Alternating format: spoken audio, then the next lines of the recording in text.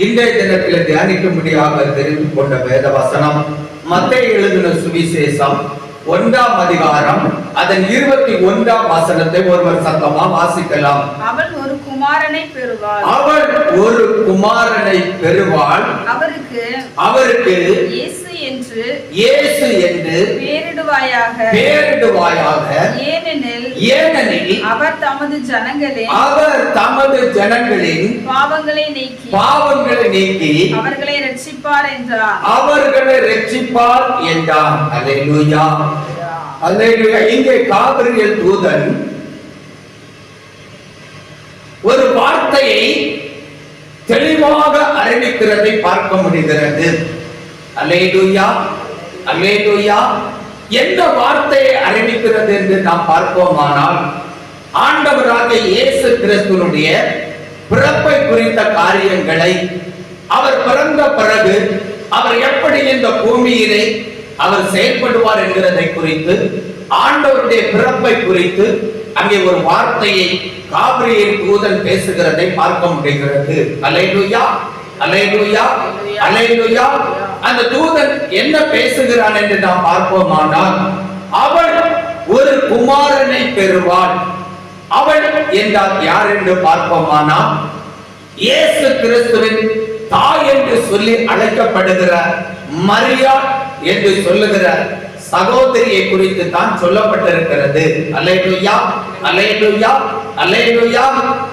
அல்லது யோசேப்பினுடைய மனைவியை குறித்து சொல்லப்பட்டிருக்கிறது. அல்லேலூயா, அல்லேலூயா. அவள் ஒரு குமாரனை பெறுவாள். அவருக்கு இயேசு என்று பெயரிடுவாயாக. ஏனெனில் அவர் தமது ஜனங்களின் பாவங்களை நீக்கி அவர்களை ரட்சிப்பார் என்றார். அல்லேலூயா, அல்லேலூயா. என அன்பான கர்த்தருடைய பிள்ளைகளே, ஆண்டவராகிய இயேசு கிறிஸ்து அவர் பிறக்கும் பொழுது அவருக்கு ஒரு பெயர் சூட்டப்படுகிறது. இயேசு கிறிஸ்து என்கிற பெயர் அவருக்கு சூட்டப்படுகிறது. அவர் இயேசு கிறிஸ்து என்கிற பெயரிலே ஒரு கன்னி பெண்ணுடைய கற்பத்தில் வந்து அவர் பிள்ளையாக பிறக்கிறார். அல்லேலூயா, அல்லேலூயா. அவர் பிள்ளையாக பிறக்கும் பொழுது அவருக்கு சூட்டப்படுகிற பெயர் இயேசு கிறிஸ்து. அந்த பெயரை தான் சூட்ட வேண்டும் என்று சொல்லி தேவதூதன் அங்கே அறிவிக்கிறதை பார்க்க முடிகிறது. அல்லேலூயா, அல்லேலூயா.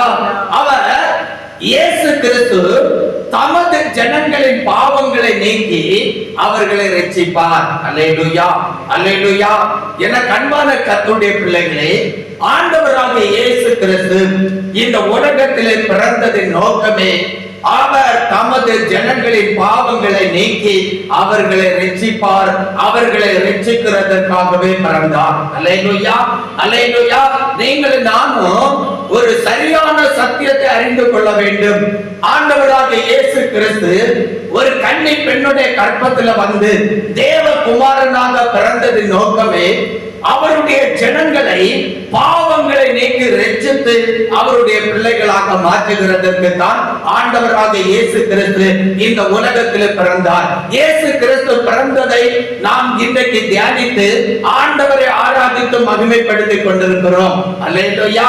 அவர் பிறந்ததின் நோக்கத்தை நாம் அறிந்து அவரை ஆராதித்து மகிமைப்படுத்தி அவருக்கு பிரியமான பிள்ளைகளாக நாம் வாழ்வோமானால் அது மிகுந்த ஆசீர்வாதமாக நமக்கு இருக்கும். அல்லேலூயா.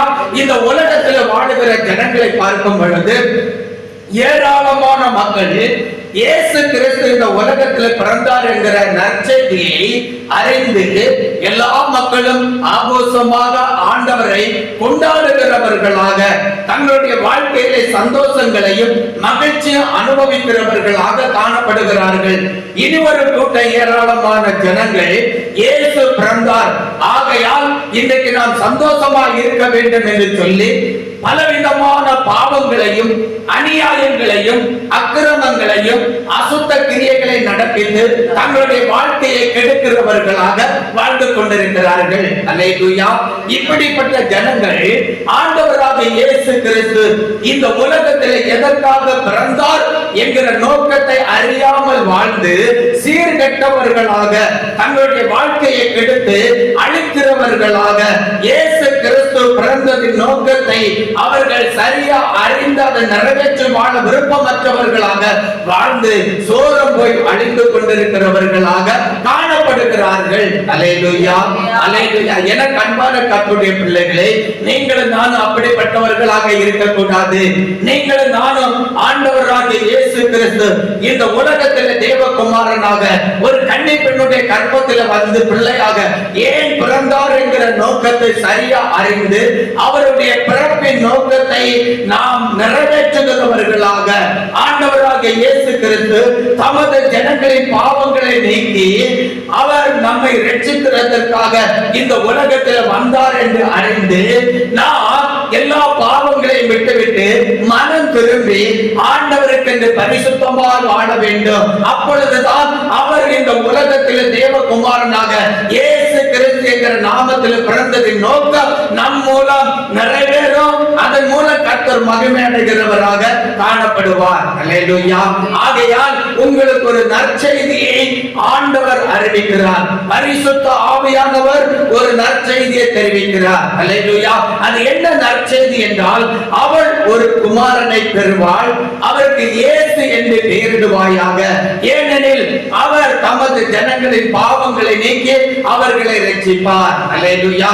அப்ப தமது ஜனங்களின் பாவங்களை நீக்கி அவர்களை ரட்சிக்கிறதற்கு தான் இயேசு கிறிஸ்து இந்த உலகத்தில் பிறந்தார். அதுதான் உண்மை, அதுதான் சத்தியம். ஆகையால் எனக்கு அன்பான கர்த்தருடைய பிள்ளைகளே, இந்த உலகத்தில் வாழ்கிற நீங்கள், கர்த்தருடைய வார்த்தையை கேட்டுக் கொண்டிருக்கிற நீங்கள், இயேசு கிறிஸ்துவினுடைய நாமத்தினாலே நீங்கள் பாவங்களிலிருந்து மனம் திரும்பி நீங்கள் விடுதலையாக்கப்பட்டு ரட்சிக்கப்பட்டு இயேசு கிறிஸ்துவை சொந்த இரட்சகராக ஏற்றுக்கொண்டு இயேசு கிறிஸ்து பிள்ளைகளாக மாறி அவருடைய சபையில வந்து அவருக்கு பரிசுத்தமாக நீங்கள் வாழ வேண்டும். அப்பொழுதுதான் இயேசு கிறிஸ்து இந்த உலகத்தில் பிறந்ததற்கான நோக்கம் சரியாய் நிறைவேறுகிறதாக காணப்படும். ஆண்டவராக இயேசு கிறிஸ்துவும் அவர் உங்களை ரட்சிக்கிறதுனாலே அவர் உங்கள் மூலம் மகிமை அடைவார். உங்களையும் நித்திய சந்தோஷமான பரலோக ராஜ்யத்தில் கூட்டி சேர்த்து அங்கே உங்களை அவருடைய நித்திய மகிமையினாலே மகிமைப்படுத்தி நித்திய காலம் அவரோடு உங்களை வாழ்ந்திருக்க செய்வார், நிலைத்திருக்க பண்ணுவார். நீங்களும் இயேசு கிறிஸ்துவோடு ஆளுகை செய்கிற பிள்ளைகளாக நிலைத்திருந்து வாழ்வீர்கள் என்கிறது நிச்சயம். அல்லேலூயா, அல்லேலூயா. கரங்களை தட்டி அல்லேலூயா சொல்லுவோம். அல்லேலூயா. கரங்களை அசைத்து அல்லேலூயா சொல்லுவோம். அல்லேலூயா. ஆகையால் எனக்கு அன்பான கர்த்தருடைய பிள்ளைகளே, இன்றைக்கு மனம் திரும்புங்கள். எல்லா பாவங்களை விட்டு மனம் திரும்புங்கள். எல்லா அக்கிரமங்களை விட்டு மனம் திரும்புங்கள். எல்லா அசுத்த வாழ்க்கைகளை விட்டு மனம் திரும்புங்கள். எல்லா கிரியைகளை விட்டு, பொல்லாத தீய கிரியைகளை விட்டு மனம் திரும்புங்கள். ஆண்டவருடைய இரட்சிப்பை பெற்றுக் கொள்ளுங்கள். இயேசு கிறிஸ்து உங்களை இரட்சித்து அவருடைய பிள்ளைகளாக மாற்றி அவருடைய சபையில கூட்டு சேர்த்து உங்களை பரிசுத்தமாக வாழ வைக்கிறதற்காக அவர் விரும்பி உங்களோடு பேசிக் கொண்டிருக்கிறார். அல்லேலூயா, அல்லேலூயா. எனக்கு அன்பான கர்த்தருடைய பிள்ளைகளே, ஆண்டவராகிய இயேசு கிறிஸ்து தேவகுமாரனாக இந்த பூமியிலே அவர் பிறந்தார். பிறந்து ஆண்டவராகிய இயேசு கிறிஸ்து வளர்ந்தார். அவர் 30வது வயது வந்த பொழுது பிதாவுடைய சித்தத்தை செய்து நிறைவேற்றுகிறதற்காக தன்னுடைய தாய் தகப்பனிடத்திலிருந்து ஆண்டவராகிய இயேசு கிறிஸ்து வேறு பிரிக்கப்பட்டு யோர்தான் நதியிலே போய் யோவான் ஸ்நானகனாலே பிதா குமாரன் பரிசுத்த ஆவி நாமத்தில் மூழ்கி ஞான ஸ்நானம் பெற்று பரிசுத்த ஆவியை பெற்று ஆண்டவராகிய இயேசு கிறிஸ்து பிதாவுடைய ஊழியத்தை செய்ய ஆரம்பிக்கிறார். ஆரம்பித்த நாட்களிலே பிதாவானவர் இயேசு கிறிஸ்துவை இந்த உலகத்திலே தேவகுமாரனாக அனுப்பினதின் நோக்கத்தை அறிந்து அவர் செயல்பட ஆரம்பிக்கிறார். அவர் தேவனுடைய ராஜ்யத்தை, அவருடைய நீதியை, இனி வருகிற நியாய தீர்ப்பை குறித்து ஆண்டவராகிய இயேசு கிறிஸ்து பிரசங்கம் பண்ண போதிக்க ஆரம்பிக்கிறார். அந்த பிரசங்கத்தின் நாளிலே போதகம் பண்ணி வந்த காலங்களிலே அவர் முதலாவது செய்த பிரசங்கம் என்ன, முதலாவது பண்ணின உபதேசம் என்ன, அதை நாம் வாசித்து ஆண்டவரிடத்திலே அந்த வார்த்தைக்கு நாம் கீழ்ப்படிந்து நடக்கிறவர்களாக மாறும்படியாக பரிசுத்த ஆவியானவர் நமக்கு உதவி செய்வாராக. ஒருவர் எடுத்து வாசிக்கலாம். மத்தேயு எழுதின சுவிசேஷம் அது 4ஆம் அதிகாரம் 17ஆம் வசனத்தை வாசிக்கலாம்.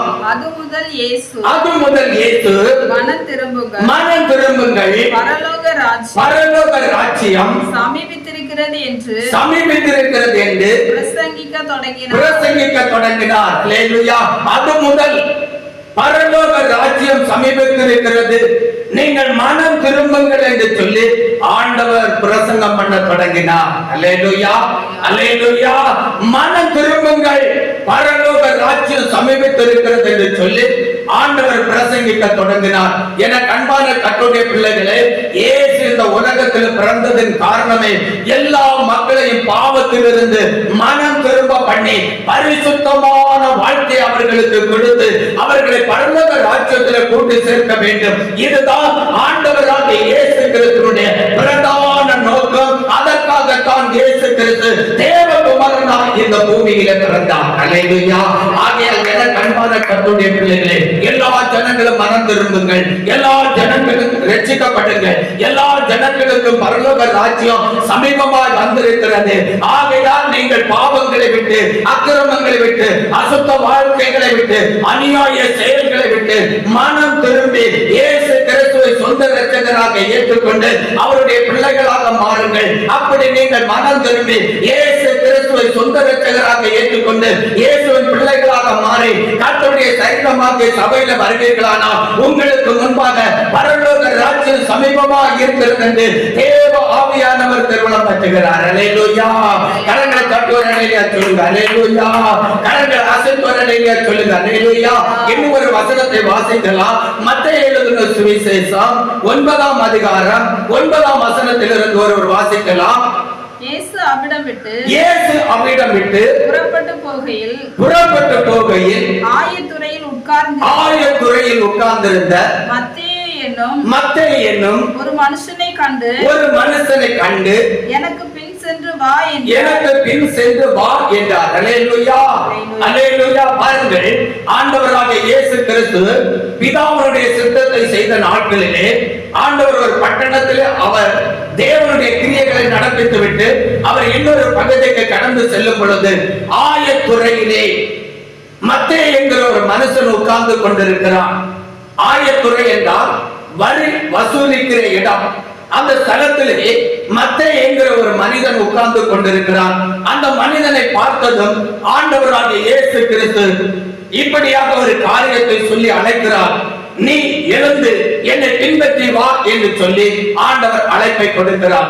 என அன்பான கர்த்தருடைய பிள்ளைகளே, அதுபோலதான் ஆண்டவர் நமக்கு அழைப்பை தருகிறார். நீங்கள் இருக்கிற இடத்திலிருந்து எழுந்து என்னை பின்பற்றி வாருங்கள் என்று சொல்லி ஆண்டவர் இந்த உலகத்தில் வாழுகிற பிள்ளைகளுக்கு அழைப்புதலை கொடுக்கிறார். இந்த ஆயக்காரர் என்கிற இந்த மத்தேயு அவன் உட்கார்ந்திருந்த இடம் ஆண்டவருக்கு பிரியமில்லாத இடம். அல்லேலூயா, அல்லேலூயா. ஆகையால் நீ எழுந்து என்னை பின்பற்றி வா என்று சொல்லி ஆண்டவர் அவனுக்கு அழைப்பை கொடுக்கிறார். என அன்பான கர்த்தருடைய பிள்ளைகளே, இந்த உலகத்திலே வாழுகிற ஏராளமான மக்கள் ஆண்டவருக்கு பிரியமில்லாத இடங்களில் உட்கார்ந்து கொண்டிருக்கிறார்கள்.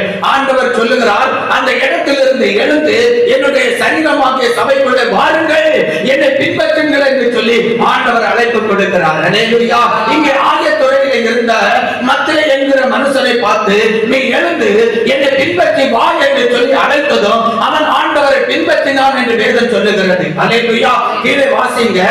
அவன் எழுந்து அவருக்கு பின் சென்றான். அவன் எழுந்து அவருக்கு பின் சென்றான். உடனே அவன் எழுந்து ஆண்டவருக்கு பின் சென்றான். அல்லேலூயா, அல்லேலூயா. பாவ ஸ்தலத்தில் இருந்தவன் எழுந்திருந்தான். இப்ப பரிசுத்தமான ஆண்டவரை பின்பற்றுகிறான். அல்லேலூயா. இதுதான் கிறிஸ்தவ வாழ்க்கை. இதற்காகத்தான் இயேசு கிறிஸ்து இந்த உலகத்தில் தேவகுமாரனாக பிறந்தார். பாவ வாழ்க்கை வாழுகிற ஜனங்கள் பரிசுத்தமான தேவனை பின்பற்றணும். பரிசுத்தமான இயேசுவை பின்பற்றி பரலோக ராஜ்யத்தை அடைய வேண்டும். நித்திய ஜீவனை பெற்று அனுபவிக்கிறவர்களாக வாழ வேண்டும். இந்த காரியத்திற்கு தான் இயேசு கிறிஸ்து தேவகுமாரனாய் உலகத்தில் பிறந்தார். அல்லேலூயா. என அன்பான கர்த்தருடைய பிள்ளைகளே, எத்தனை காலம் இயேசு கிறிஸ்து நீங்கள் என்னிடத்தில் வாருங்கள், எழுந்து வாருங்கள் என்று அழைப்பு கொடுக்கிறார். நீங்களோ இருக்கிற இடத்தை விட்டு எழுப்பவும் இயேசு கிறிஸ்துவிடத்தில் வரவும் அவரை பின்பற்றவும் விருப்பமற்றவர்களாக இருக்கிறீர்கள். நீங்கள் ஆண்டவராக இயேசு கிறிஸ்து தேவகுமாரனாக இந்த பூமியிலே வெளிப்பட்டதின் நோக்கத்தை அறிந்து செயல்படாமல் அவரை பின்பற்றுகிறதற்கு, பரிசுத்த தேவனுடைய பிள்ளைகளாக மாறுகிறதற்கு விருப்பமற்றவர்களாக வாழுகிறீர்கள். ஆகையால் உங்களுக்கு கேடு வரும். ஆகையால் நீங்க கெட்டு அழிந்து போவீர்கள் என்கிறது நிச்சயம். இன்றைக்கே நீங்கள் மனம் திரும்பி ஆண்டவரிடத்தில் வாருங்கள் என்று சொல்லி ஆண்டவர் உங்களுக்கு அழைப்பு